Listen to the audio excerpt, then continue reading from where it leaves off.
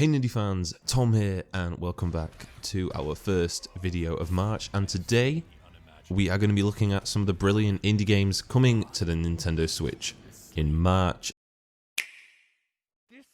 And we are going to get right into things with our first game, which is Dude Stop, which is releasing on the 5th of March. I'm not quite sure what type of game Dude Stop really is. One thing I do know is that the developers have a real sense of humour if their product page and trailer is anything to go by. I mean, the trailer contains a narrator who breaks down in tears after a minute of frustration. Have you ever seen another trailer with that? Dude Stop is a humorous puzzle game that encourages you to fail each and every puzzle. Now I'm being serious here. The game's description tells you all you need to know about this one. Play it, break it, abuse it, skip the tutorial, ignore tips and tricks in the loading menu, and most importantly, mute the narrator. Dude Stop looks like one hell of a time, and it's definitely one to watch out for this week. To collect, you just need to play.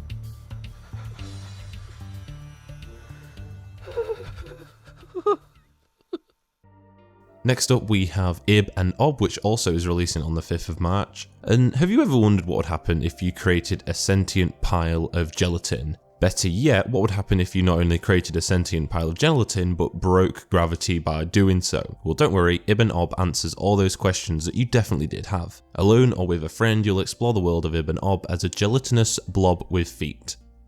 Of course you will. Gravity doesn't work in the game either, allowing you and your friend in co-op to fall up and jump down per the game's description. Music is also provided by Kettle, a semi-underground electronica artist, so that's a plus too. And overall, Ib and Ob looks like a fun, relaxing jaunt through a gelatinous world.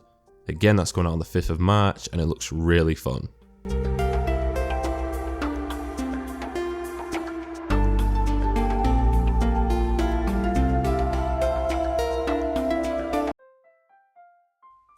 Next up on the list we have Bento, which is coming out on the 12th of March, and it combines two very popular things, cats and bento meals. There's not much else to say honestly, the art style looks cute as heck, the puzzles look fairly fun, if not a little bit simple perhaps, but the game seems to offer a really calming experience, and who doesn't love that? Bento is only asking for $5 and a couple of hours of your time, so why not pick it up this month? The cats are enough of a selling point, let alone the delicious looking food.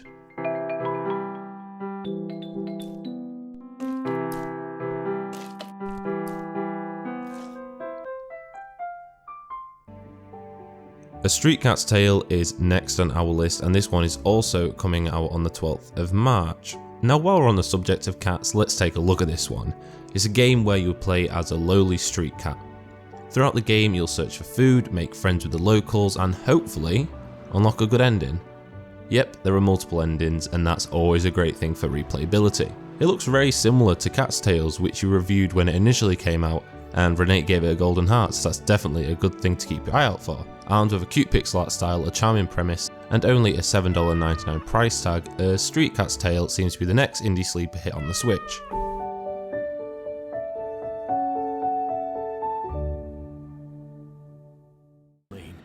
His corpse a corrupting poison. Alder's Blood is next, and we've talked about calming experiences, cute cats, relaxing gameplay, but let's shift our focus to the 13th of March, aka Friday the 13th, the day of horror. Most people would tell you to avoid doing anything on Friday the 13th. We're not most people. There are a couple of games releasing on March 13th, and the one we're going to be talking about today is Alder's Blood. A game that answers the age-old question, what would happen if you turned Bloodborne into a strategy game? Well, Alder's Blood is perhaps the answer. It encourages stealth gameplay, meaning you'll have to set up ambushes for the enemies, lest they be the ones ambushing you of course. And you and your party will travel through a plethora of levels in order to survive. Your survival is definitely not guaranteed, so tread carefully. We're really struggling to think of a better release date for Alder's Blood than the 13th, and we'll definitely be knee deep in a game by the end of the day. Stay tuned for some early impressions and a review coming soon to the channel and website. Horror. I have seen no end to it. But we must not relent. coming near the end of the month, and the La Mulana series are both games 1 and 2 coming out on the 17th of March.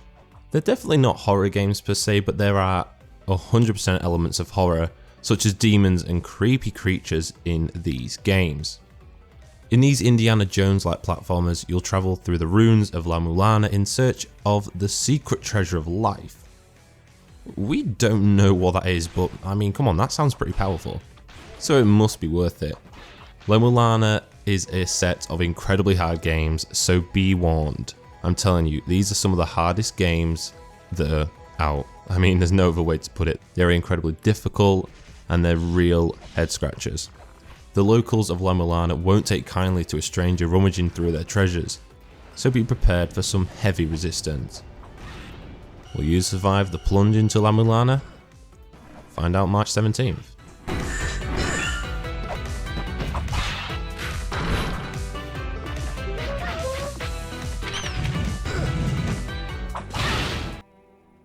Up last but definitely not least is Operencia the Stolen Sun.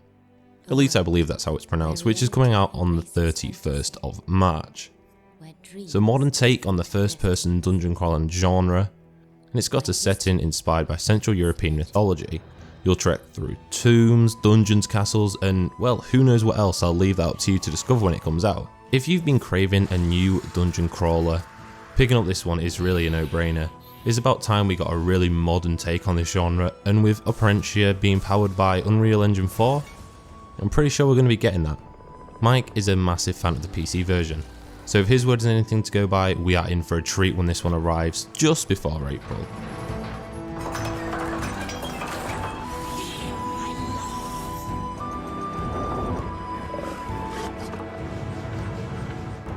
If you like the games you've seen here today and are interested in how they're going to be performing and doing on the Switch, be sure to check back frequently at Nindie Nexus. We cover so many different indie games, reviews, previews, and so on, so I definitely recommend subscribing and leave a like on this video if you enjoyed it. Be sure to let us know what games you're going to be picking up in the month of March, and yeah, thank you so much for checking out this video. My name is Tom, and I'll see you guys later. Peace out.